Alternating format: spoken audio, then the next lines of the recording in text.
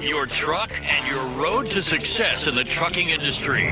This is Trucking Business and Beyond, the show that puts the money where it belongs, back in your pocket.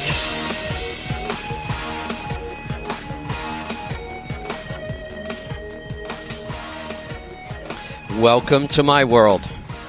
I'm your host, Kevin Rutherford. The website is letstruck.com. The show is all about the business of trucking. Today is the Power Hour. I've got John and Ethan helping me out from Pittsburgh Power. We'll take your calls and answer your questions about everything maintenance, engines, performance, fuel mileage, modifications, upgrades, troubleshooting, emissions, new technology. You name it, we'll talk about it. All you have to do is pick up the phone and ask the question. We're going to get to those calls and questions in just a minute. John and Ethan, welcome back, guys. Good to be here, Kevin. Good to be here too, Kevin. All right, so I don't have a lot this morning. It's been kind of a crazy week. We'll see what you guys might have. But one thing I want to mention, John, you know, I do a ton of reading in the morning. I know you do too. We've shared some newsletters back and forth. For a while, I was actually tagging all of the articles about autonomous and electric and putting them in a folder in my news aggregator. I gave up. I can't keep up with it. The number of articles about autonomous vehicles now, whether it's cars, trucks, boats, you name it. I mean, it is just overwhelming right now, the amount of news that's coming out. I gave up tagging them. I couldn't possibly read them all if I tagged them anyway. Yeah, it's crazy. I saw GM, I guess, made an announcement last week about their autonomous program and having a car available in the next couple of years. So, you know, the big ones are at it. I guess they've been working on it quietly for quite a while, and it's just all starting to hit now. The interesting thing I saw on the GM car was there's no steering wheel. So this one is not even designed to possibly have a driver in it as a backup. They took out the controls. Yep. Yeah, I've seen a couple other unknown companies. A Chinese company that's got a pod-type deal, you know, a city autonomous, just like Bob Lutz wrote about in that article we spoke about a few months ago. So that's actually well underway, too. It's just like a little box that moves you from one place to another that drives itself around. I saw a Swedish company doing that right now, and you're right, it looks like a big kind of rounded trailer on wheels, and it's loaded with boxes, and it drives itself around the city and makes deliveries. It's crazy stuff. It's moving so fast. Well, it kind of fits with everything else that's going on technologically, and with you're talking about all the upticks in trucking and everything, and everybody likes to rail on globalization, but I think part of what we're seeing in all this transportation and supply chain and everything going on is a result of that. So again, the jobs have shifted. Tech will be here, manufacturing may not. Some will be, but a lot won't be. But that means there are goods that are going to have to be shipped back here and moved around, which makes our industry all that much stronger. I read some analyst thoughts on this, and it was really kind of, in my eyes, kind of the best of both worlds, because I certainly don't want to see autonomous vehicles take over trucking anytime soon. But I love following the technology. I'm so intrigued by it, and it's such a massive change.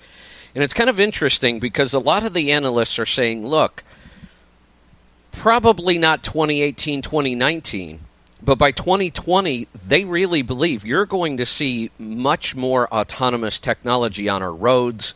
We're going to move beyond, the proof of concept phase into the how do we scale this out phase. But then they also said you're not going to see full-blown implementation for a couple of decades probably, which kind of the best of both worlds, because I could see where autonomous technology could benefit owner-operators who get this. I have a guy who's just dying to buy 2 Tesla trucks, hoping one will platoon and he can drive back and forth from the East Coast to the West Coast with 2 trucks by himself. I mean, that's the kind of thinking that's exciting. Yeah, I love the platooning technology. That's really neat. my feeling is, if you look at like I said, with the upswing right now, I think there's just so much stuff to be moved. Yeah, there are industries that are suffering because of that. Shall we say, the brick and mortar type stores and so forth are not going to. But I think what's going to drive this, and why I think it's not going to be, going to kill jobs by any means, is the fact that there is way more stuff to be moved than there are going to be people to move it. I think the autonomy is going to be necessary just because there aren't bodies to do it. Yeah, and that's kind of the exciting part, because the autonomous technology is not expensive. I mean, we can see this already. It will probably drastically lower costs in transportation, not just because it might replace people, but because the vehicles could be significantly cheaper. The technology to make these things autonomous is dirt cheap, and it gets cheaper every year. And when you look at, some of the other advantages, I think that this in no way shuts the owner-operator out of the market.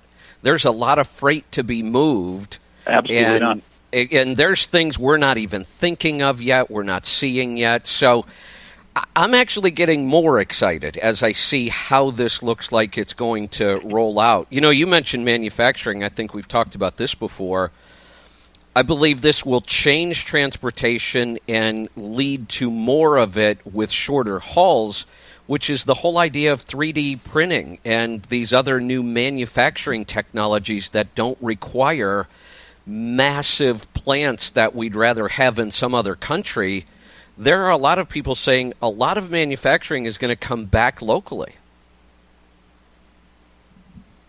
Oh, very local. It'll be micro, though, like you say. It'll be a small place with some automated machines and 3D printing, and you can 3D print metal now, and there's all sorts of neat stuff going on like that. So yeah, absolutely. But you'll see. But it's not going to be a great big factory that employs a whole bunch of people. It's going to be groups of little ones that are right where the part needs to be made, that it's going to be sitting there spitting out that specific part for that specific job. Oh, I love 3D printing. I even have one on my kitchen table there. Do you really? Yep. So go to dinner at Ethan's. Oh yeah, it's not nothing too fancy, but it runs constantly. When I sit down at dinner, you print out my utensils. You could if you really wanted to. It's a little time consuming. You may not be eating that night. But. So the toys my son has to work with at his university are insane. He's got all that, so there's tons and tons. I rode him back to school yesterday, and he gave me a little walk through one of the engineering labs while I was there. It's just amazing, like the technology and the things these kids are learning and working with and on. It's unreal. I think the lesson for us and our listeners is, if you're at my age, there's still plenty of time to make a lot of money in this industry, and it's going to be a very exciting time. If you're in your early 30s, I'm not sure that I would be looking at a long career in trucking, but who knows? I try not to think more than about 10 years out because it hurts my head anyway. But the other lesson is your kids and your grandkids. Guide them in this. Pay attention and guide them where we're going, because the average person just doesn't even think about it. Their head's down, they're going through their day. We could say that all this AI and autonomous is going to put people out of jobs, but that could have been said about farm equipment and about machinery and industrial and internet. And it seems like every time we have a technology that people are afraid it's going to put everybody in the country out of work, it does the opposite. It creates such a more robust economy that there are more jobs. There just might be different jobs.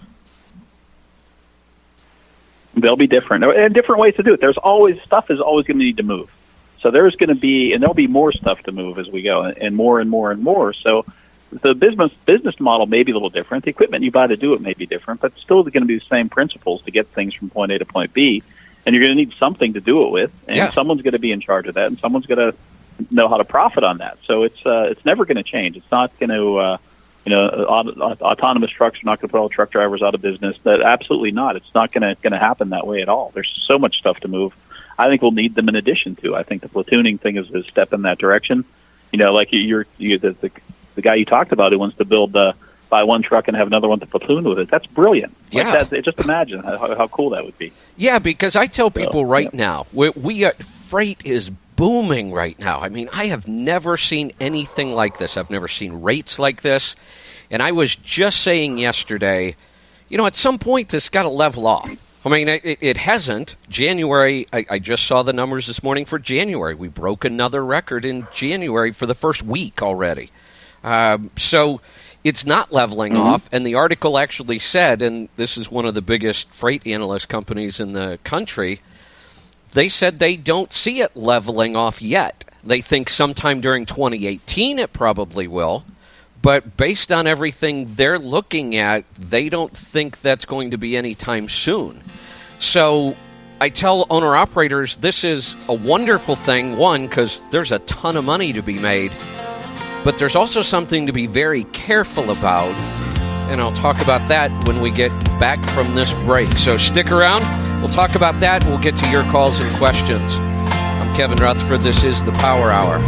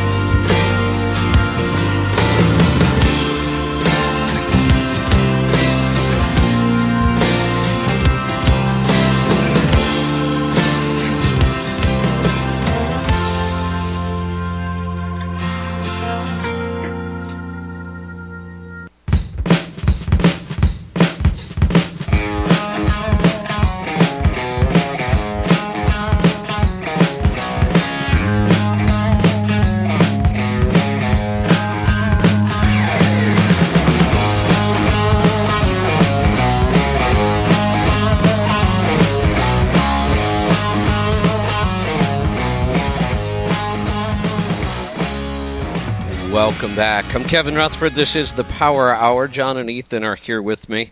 So one of the things I tell people to be very careful of in this environment, we've been in it before, not quite like this, but I've been through these boom and bust cycles many times. The problem is when there's a lot of freight and rate goes up, that means there also has to be a lack of capacity. That's what creates the crunch.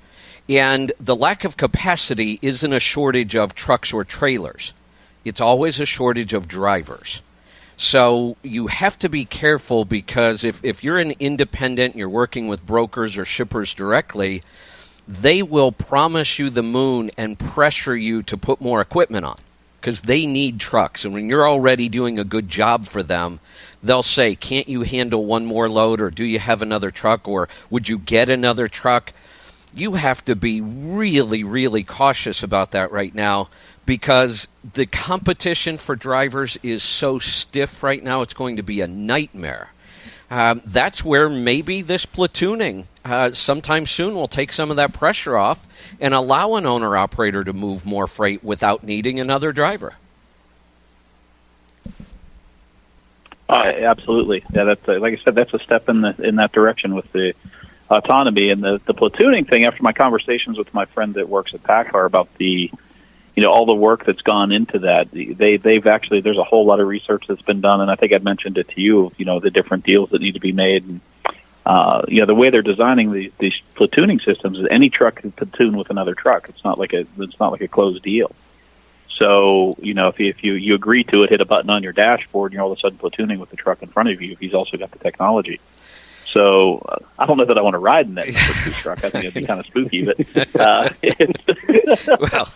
But I'll tell you, I don't know if I am going to be the rear truck in that scenario. At that point, those trucks are so close together. I'm climbing back in the bunk and closing the curtain because it's not going to matter if something goes wrong. It's not like I'm going to save it. So why would I want to see it all happen? I mean, it's so close, you're not going to hit it with much momentum, so it might not be that bad of a hit. True. So, I'm not sure. I've, my racing experience, I used to run at 130 miles per hour in a Formula Ford, touching the car in front of me, no problem. Yeah. So, that never freaked me out. But boy, if something else is in control, I know. I don't know. Yeah, it's a little weird. That'd be rough, but it's brilliant technology. It really is. But when he talked to me about deals being made between trucking companies and such and everything, it's really interesting. The thought that's already gone into this. So it's again, I think we're going to see that one sooner than later. Yeah, you know what a lot of people don't realize about platooning is some people don't realize there's big fuel mileage gains, period, but most people that realize it think that it's only the rear truck that's getting the gain because they're kind of drafting, but the front truck gets a gain because we solved that big air gap problem in the back. Absolutely, yep.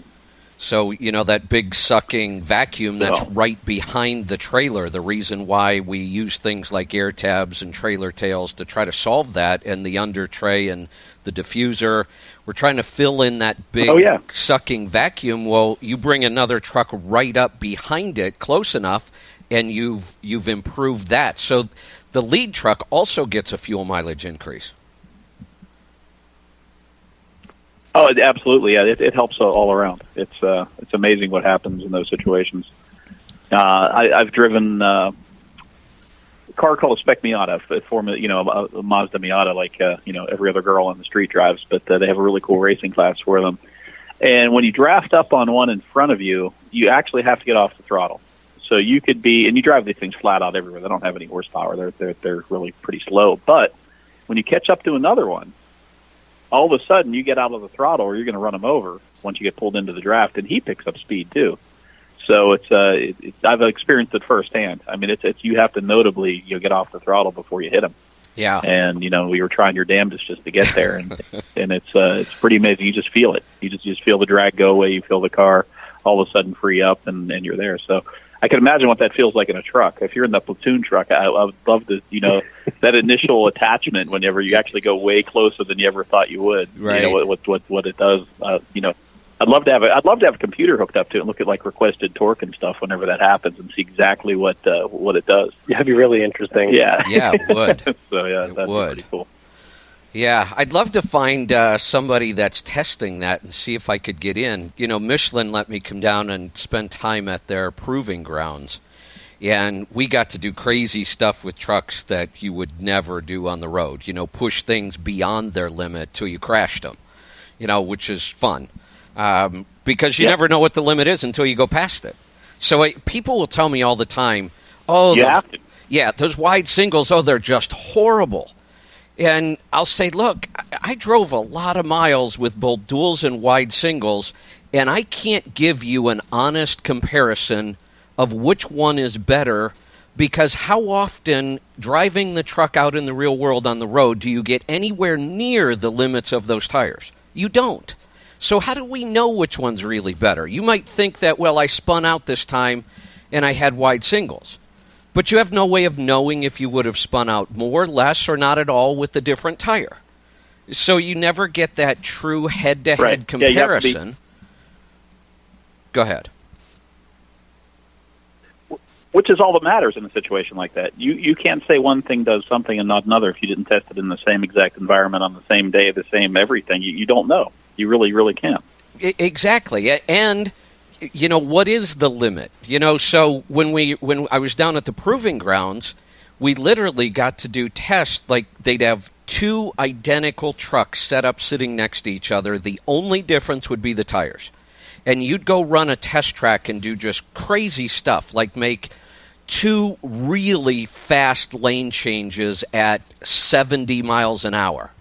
And you would feel the tractor slide out from under when and they forced you, because you either made the lane change or you wiped out all their cones, and I didn't want to be embarrassed. So, you had to make these two high-speed lane changes quickly, and then at the end of the track, you'd get out, you'd climb right into the other truck, identical load, 80,000 pounds, then you'd go back through the track again with the other tires. Or we'd go out on their wet track, which was a blast, and take a bobtail and put it into a spin and see when do you lose control of it. And you'd get out of one truck and right into an identical truck, the only difference being the tires. That was just really eye-opening. I'm sure. Yeah, that had to be neat. That sounds like fun. That'd be a whole lot of fun. Yeah. Yeah, it was. It really. So go ahead. To move on to some more conventional stuff. Yeah. Finally got one of our transmissions out. I guess I heard Steve called the show on Saturday or Sunday, but we got the transmission with the metal surface treatment done, and I think it's working really well. So that's something I'd like to do a little bit more work with, and it's got me thinking of maybe assembling some complete drive lines. After Steve's deal, I've become a fan of that Meritor Direct 10. I think that's a pretty awesome transmission, and 264 or even a taller gear than that maybe, and putting something together, using some of the same technologies in the rear ends too, and maybe building up complete drive lines that are super high efficiency. That'd be interesting. Yeah, Steve, we're really early into this yet, but he was optimistic and he loved the results he had seen so far with the engine and the transmission. So you couldn't pick a better test case. I don't know that anybody that's more anal about his fuel mileage than he is. Oh, he absolutely is. And he's got such a great, he's an engineer first, so he's got a great mechanical feel, and he knows what's coming from where, and he's got a really good sense of what's going on. But he just said it was, as smooth as it is and quiet. He said it was never that quiet before, and it's everything seems to be working nice and free.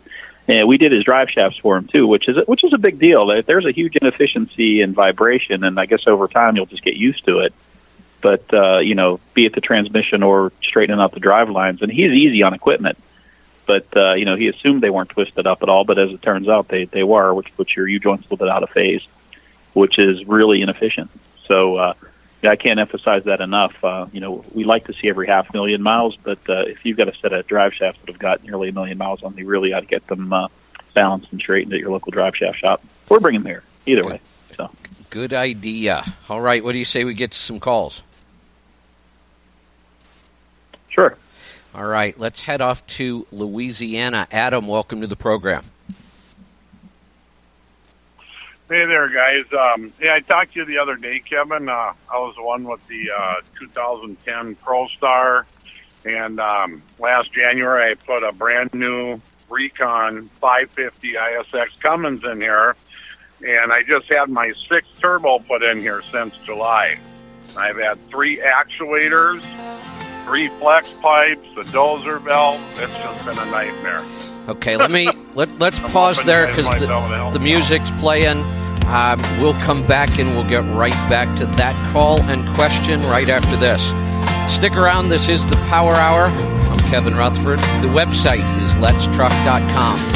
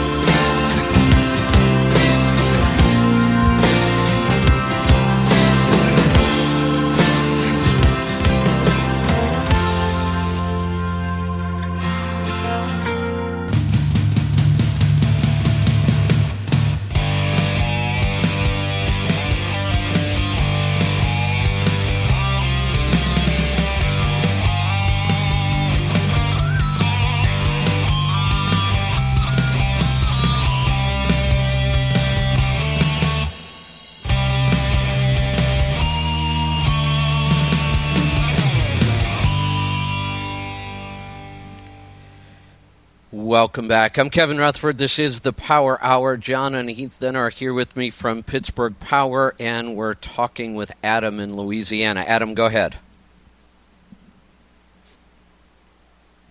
Oh, let me try that again. Adam still here? He's there. There we go. Adam, go ahead. There he is. Yeah. All right. Did you guys catch what I was saying before? Or? It was a whole lot of stuff had been replaced a lot. 6 turbos, 6 turbos or 5 turbos? Yeah. That's a lot. Yeah, it's, I just had the 6th turbo put on since July. And, here's the weird thing with the turbos. they're not even. I mean, they're not blowing oil. There's no damage on the inside, but they were definitely bad. And when the actuator went bad, the one that showed up, that thing was bad when they put it on. So then they had to put another one on. And, yeah, it's just been crazy. I don't understand what's going on. Well, what is it? What year is it? Well, the truck is a 2010 ProStar, and the motor I had put in January of 17. That's a 871, or is that a 2250? Crossover here, yeah. It's you know, 871. Yeah, does it have urea or just a DPF? Just a DPF. 871. It's an 871. Okay. That's an odd failures for that. Yeah, we don't see that often with that one. This truck is stock. No one's tried to tune it or done anything. The program is a factory program, correct? Yeah, the ECM was new with the motor, the clutch, everything was new. And the other thing that's weird, too, is I throw these ghost codes. I get all these codes for, like, engine brake, just a variety of things. And then, because I can check it with my Cummins Mini, and then when I go into the shop, they're just gone. And I can't erase them myself. Only them guys can do it with the laptop. So, I mean, that's really odd, too. Yeah, one thing I would try, and it just popped into my head here, is there's different calibration numbers they can try. It's a 550, but they make different versions of the same calibration. It might be worth just having that computer change to a different one. It'd still be a factory 550, but, they designate a code for it. It might be worth changing it and still stay within the CPL, just to make sure that we don't got some weird thing going on here. Right. Well, the guy at Cummins said, one more issue, then it goes to Tier 3 to the engineers. And he said expect it to be down a while. Yeah, they're not fast at that. I've heard of it, because then they start really looking into it. Yeah, it's very detailed. Just dealing with Tier 2 took a while. But it's just frustrating.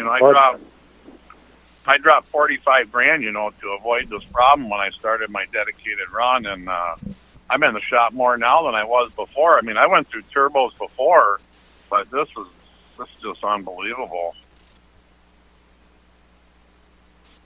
Yeah, there's something wrong. Yeah, that's just not right. No. There's not all that much to go wrong inside the turbo. We've just rebuilt, we just tested the first one that we rebuilt ourselves because they're so darn expensive. We were able to source a rebuild kit online for them.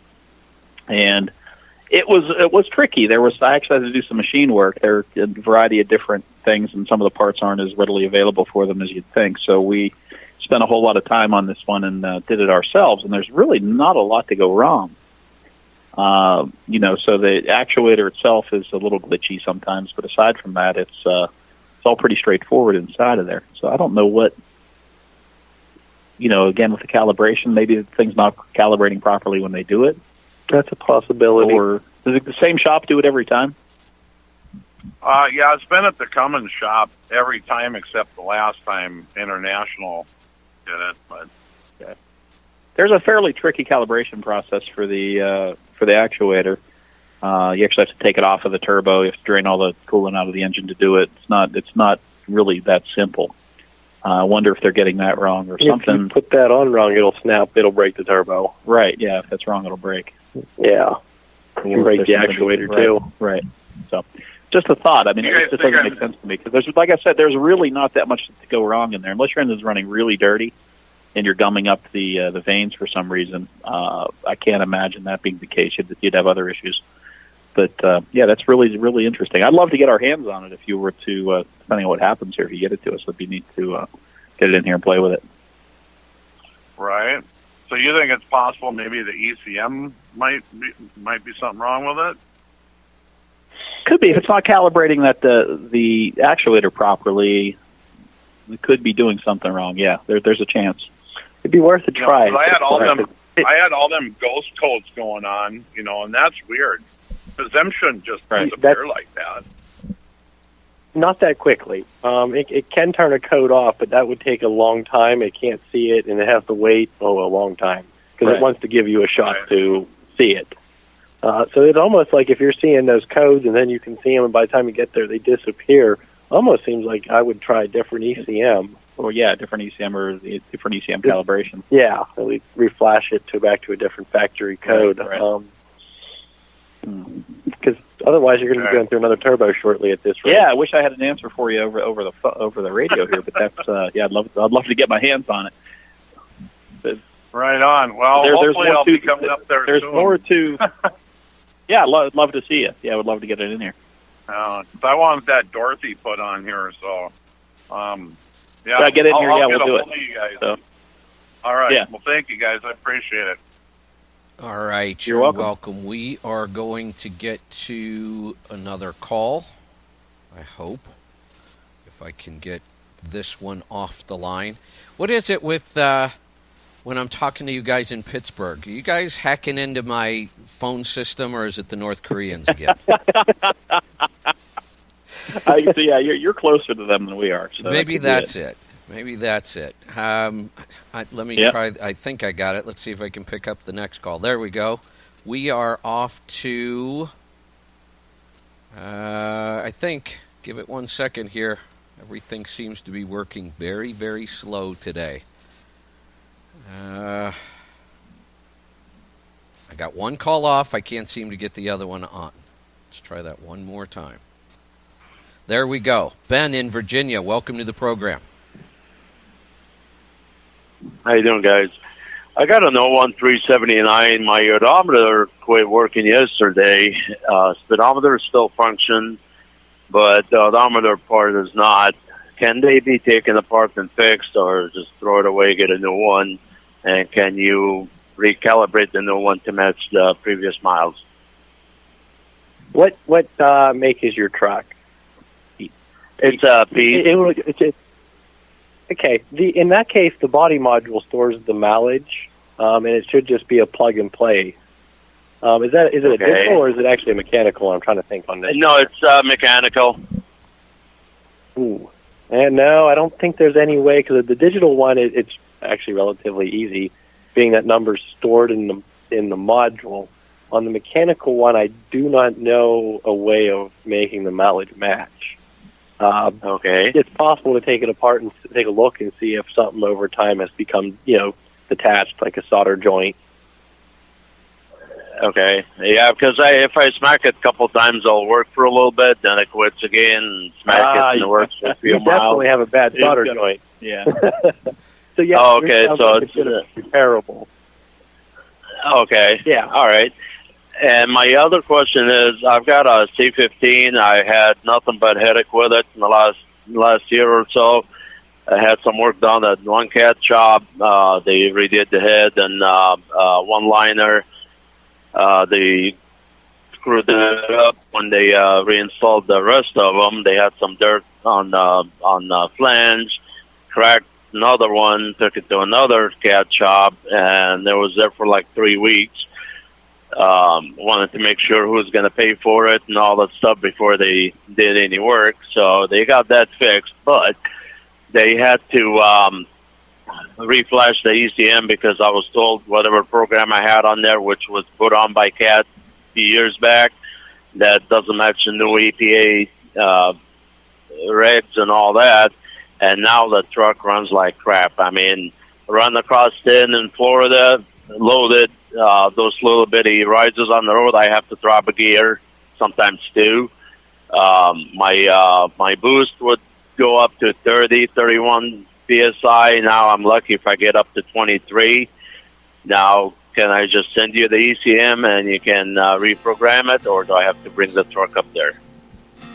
You can send me the ECM on that one. It sounds like they knocked your horsepower way down. Yes. And the truck is, like it's got something holding it back, it's not running as free. All right, the music's playing. We're going to get to a break. We're going to come back.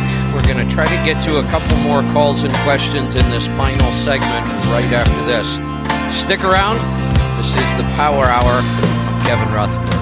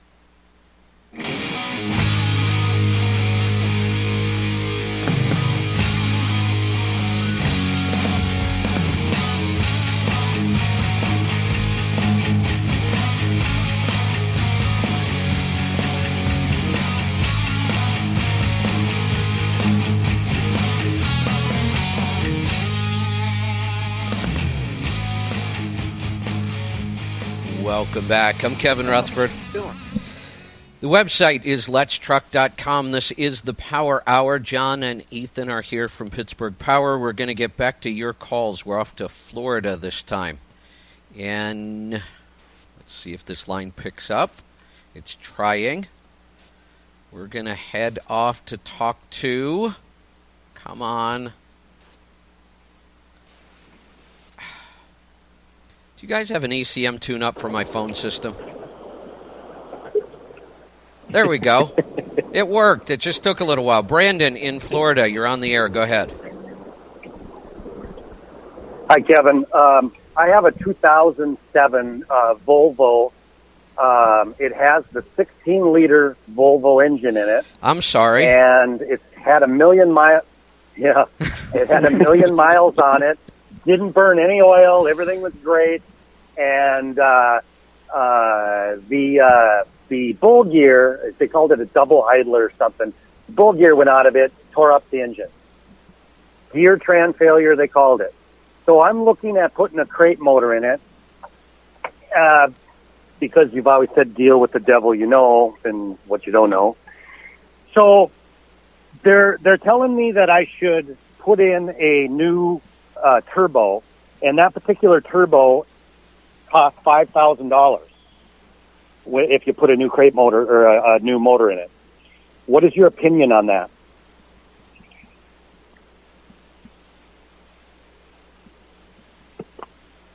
Are you there? Well, how old is the current turbo? Is it also? I bought the truck with 800,000 miles, and I don't know, but I've never had an issue with the turbo for 225,000 miles. I think it's a real similar one that the Cummins use. It is. I think it's the same one even. Yeah. They're made by the same company there. I would give it a thorough inspection over. If you had no problems with it, I don't see replacing a part that's not bad to begin with. It didn't contribute to the failure in any way. So a good look over it would be. What about the warranty of the engine with a bad turbo or with a old turbo? Is there going to be any issues there? As long as the factory turbo, I can't see them causing any issues with that. Yeah, you'd have to ask them about the warranty information. No, Right. I don't know the Mercedes warranty very well. Or no, Volvo. Yeah. Yep. Okay, and then what about the injectors? Do I have to put new injectors in this motor, or if there's an option, do I have to? If you buy a crate engine, I believe it's going to have them already, because everyone, and I'm just going to cite Cummins here, when we buy a crate engine, it comes assembled or a Detroit with injectors and parts already in it. Okay. All right, and is there any way a turbo, a well-used turbo, can damage an engine if something falls apart on it? Somebody's telling me that they had a complete engine failure from a bad turbo. Is that possible? Possible, but unlikely. If the compressor wheel came apart and you sucked all the pieces, they managed to make it through the charged air cooler. That'd involve a lot of bad luck. Okay. And the engine will take care of itself on anything else. If it overboosts or underboosts, you're going to get a code. Yeah, and it'll be It'll take raised care of itself. accordingly. So, yeah, so I can't see that having any effect whatsoever. Okay. Thank you, guys. I appreciate it. Goodbye. You're welcome. Thanks for the call. You're welcome. Let's see. Where are we heading off to next? We will. Well, first we have to get rid of this phone call, and now the system doesn't want to hang up the call. Guys, do you want to do a little song and dance to entertain everybody while I take a hammer to my phone system here? Yeah. You know, I was that last caller, the previous caller, stole my line. You know, sometimes I smack my employees and then they work a little longer, but doesn't seem to be like a good practice. So I should probably stop that. Let me try picking up a call without dropping that one. That almost never seems to work, but maybe I can get it done. If I can pick up this call, we're heading off to Hal in New Mexico. And just to give you guys some heads up, he wants to talk about what you can do for a pack car motor. So while I'm trying to bring the call in, since we know that's what his question is, why don't you just answer that? Are you there? Oh. We got someone. I think we got you. Go ahead. Is this Hal? Yep. Are Looks you like there? it. Yeah, I was just wanting to know if they could do emissions tunes on the pack car. I've got almost 340,000 on this, and it's never had a tune yet, and really running good. I hate to even touch it. We can do a maintenance on it. The 300,000, I'd recommend you do that, and we won't mess with any calibration or anything. For one reason, we're not capable of doing that yet. But what I would recommend is just get the sensors cleaned out and the tubes cleaned out and all the pathways where the EGR goes cleaned, and some fresh gaskets on some things, and it'll keep it running that way. So that should mean you could go another 300,000 or so without trouble. So rather than wait till you do have that check engine light creep up. Yeah, so that would be the best bet, and that's really all we can do with that thing right now. And I'd also recommend doing the overhead if you haven't done that yet on it. So it's an easy one to do, and it seems to perk it up a little bit. We did it at 60,000 miles. The dealer recommended we do it at 60,000, but I haven't done it since. Yeah, so it'd be worthwhile. Yeah. And you could put a Dorothy on when you did emission tune for me? Not yet on the pack car. I'm struggling with that too. So anybody else out there that's listening with a pack car that's maybe got a deposit in on one, we are working on that as we speak. I finally have a test truck in here, and that pack car system is super sensitive to flow, and I have to modify the intake to make room to put the Dorothy on it. So then I have to reintroduce the EGR gases to the intake stream, and I'm struggling with the Venturi area there to try and get it to draw it at the same rate that the factory did. So it's a work in progress right now. I hope to have it solved in the next month or so. But that's the update on the pack car installation for the Dorothy. So it's a real intricate system. Yeah, go on. I wanted to take my exhaust stack. It's got an upright stack on it. I wanted to take it down and put a weed burner on it, so I'd have room to put a spare tire rack there on my deck for the super single. And the dealer told me, he said no. He said that they won't let you do that. That was set up. That exhaust is set up that way, and he said he didn't recommend me doing that. Is it that sensitive? I think they are that sensitive. I would have, if someone told me that they were that sensitive, I would have been told them they were lying until I got to work on it. But yeah, it is that sensitive. The sensors and things on that. I think a slight change in back pressure may very well upset it. Yeah, so it'll notice the actual back pressure valve going farther than it should or something, and it would not surprise me if that were the case. It would totally not surprise me if it didn't notice that. So, but we'll figure it out. I'm confident that we'll get it. But right now it's kind of been I've been obsessing about it for the past couple of weeks. Actually, we were lucky enough to have a local dealer loan us a truck that they brought in on trade. That's a 13 or a 14, which is what I needed. And we're just got that here, and we've had it on and off the dyno and logged a bunch of data and looking at things, and I'm like within 1 gram per hour, something like that. Yeah, it's I'm off one more gram of EGR flow I need, and I'm struggling to find it. So yeah, it's going to be interesting. Like I said, I will figure it out, but I'm not sure exactly when that's going to happen. It won't be long. We're working on it now. But I would still recommend the EGR and after treatment maintenance, though, especially if you've done 300,000 trouble-free miles. To continue to do that, I think maintenance is necessary. All right, it looks like that's going to do it for the show today. We've got to wrap this up and get out of here. Thanks to John and Ethan from Pittsburgh Power. If you have any other questions, give them a call. And don't forget about our app. If you haven't heard about our app yet, you need to get it. It's pretty amazing. It's free. That's always nice. It does one thing, and it does it really well. You download the app, you open it up, and you can listen to all our shows. You can listen live. You can listen while we do our recordings. You can listen to all the past shows. We have shows going back, I think, almost 10 years in there, 7 years, something. It's a lot. You can listen to all the shows that I host, which would be Questions from the Road, the live shows on the weekend, Destination Health, Pittsburgh Power, my monthly show with Larry Wingett, the Broker Connect show when we do it, and in our next release of that app, you'll also be able to listen to some of our other hosts as well. So we are always working to make it even better. But right now it's pretty amazing, so go get it. Here's the easiest way to find it.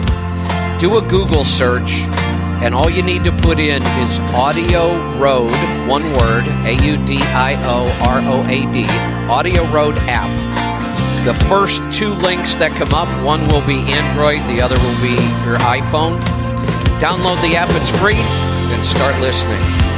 We will see you next time. Thanks for joining me. Be safe, be profitable, be fit and healthy. Always do the hard work and master the journey. I'm Kevin Rutherford.